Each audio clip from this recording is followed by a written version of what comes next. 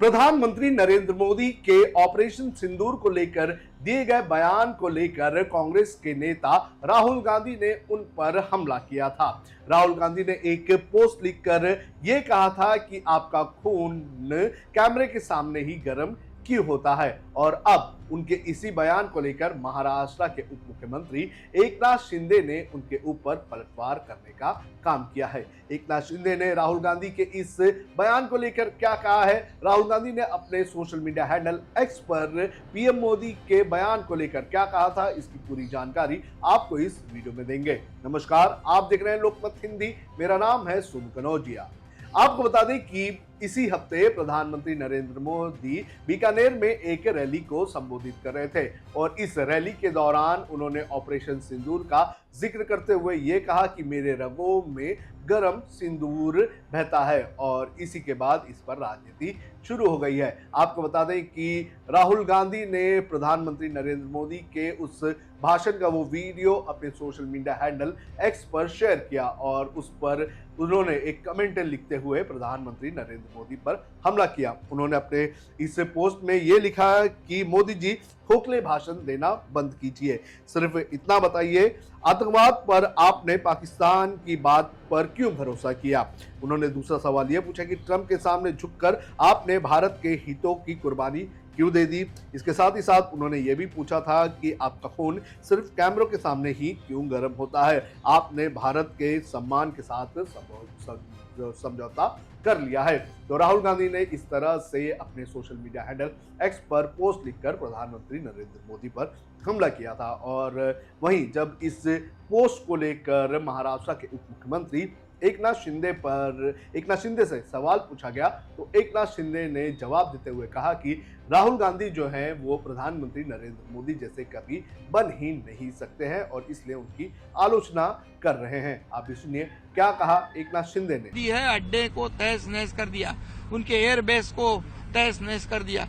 इतनी बड़ी कार्रवाई करने के बावजूद ऐसी शंका, क्वेश्चन मार्क, सवाल ये देश के रक्षा के ऊपर उठाना, प्रधानमंत्री जी के देशभक्ति पर उठाना, ये तो बहुत ही लांछन है। ये इसकी जितनी कड़ी निंदा करे उतनी कम है।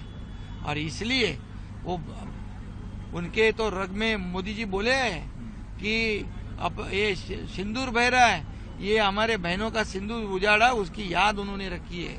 तो ऐसे प्रधानमंत्री जी का आभार व्यक्त करना चाहिए, उनका अभिनंदन करना चाहिए। ये तो तारीफ काबिल है, ये दुनिया उनका आभार व्यक्त करती है। और ये जलन है, ये जेलसी है जो आज दुनिया में भारत का नाम हुआ है। आज कल हमारे जो डेलीगेशन गया है यूए में और जगह पे, यूएस में, सब जगह पे, वहां पर जो हमने बात करी डॉक्टर खासदार श्रीकांत शिंदे के साथ, उन्होंने कहा है वहां के यूएई के प्रमुख लोगों ने कि हम भारत के साथ हैं। उनको बताया गया कि भारत कितने सहन करा है, पाकिस्तान ने कितनी ज्यादती की है, तब उन्होंने कहा हम भारत के साथ हैं। हम बिल्कुल ये जो लड़ाई जो भारत की है तो ये दहशतवाद के खिलाफ, उसके साथ हम लोग हैं, हम पाकिस्तान के साथ नहीं है।